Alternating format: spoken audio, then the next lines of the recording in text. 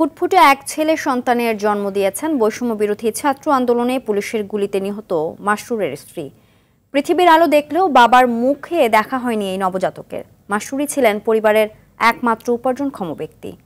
তাকে হারিয়ে দুঃখের সাগরে ভাসছে পরিবারটি। লক্ষ্মীপুর প্রতিনিধি পলাশ সাহার প্রতিবেদন, জানাচ্ছেন নাদিরা সুলতানা। গত ৫ আগস্ট গাজীপুরে বৈষম্য বিরোধী ছাত্র আন্দোলনে গুলিবিদ্ধ হয়ে নিহত হন লক্ষ্মীপুরের কমলনগর উপজেলার মাঝহারুল ইসলাম মাসরুর। তার মৃত্যুর ১.৫ মাস পর ফুটফুটে ছেলে সন্তানের জন্ম দেয় স্ত্রী। নবজাতকের নাম রাখা হয়েছে সালমান বিন মাসরুর। তাদের ৩.৫ বছর বয়সী নাফিজা আক্তার নামে আরও এক কন্যা সন্তান রয়েছে। মাসরুরকে হারিয়ে ২ সন্তানকে নিয়ে কষ্টে দিন পার করছে স্ত্রী।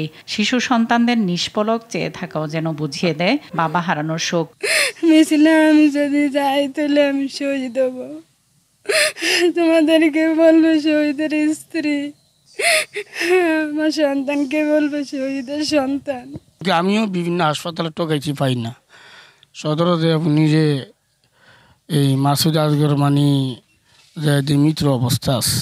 মাসরুর নিজে লেখাপড়া করেছে, পাশাপাশি একটি মাদ্রাসাও করেছেন। গাজীপুরে ব্যবসা করতেন। একমাত্র উপার্জনক্ষম ব্যক্তিকে হারিয়ে এখন দুশ্চিন্তায় পরিবারটি। আমার ভাইকে যারা এইভাবে নির্মমভাবে হত্যা করে মেরেছে, শাস্তির আওতা আনতে হবে। আমরা সরকারের কাছে দাবি জানাবো তার জন্য একটা থাকার জন্য একটা ব্যবস্থা করে দেওয়া এবং তাদেরকে খোঁজখবর নেওয়া। স্বৈরাচার সরকারের পতনের আন্দোলনে সক্রিয় ছিলেন ইসলামী আন্দোলনের পাটুয়ারির হাট ইউনিয়ন শাখার সাংগঠনিক সম্পাদক মাসরুর। সরকারিভাবে তার পরিবারকে সহায়তার দাবি জানিয়েছেন এলাকাবাসী। আমার সন্তানদের।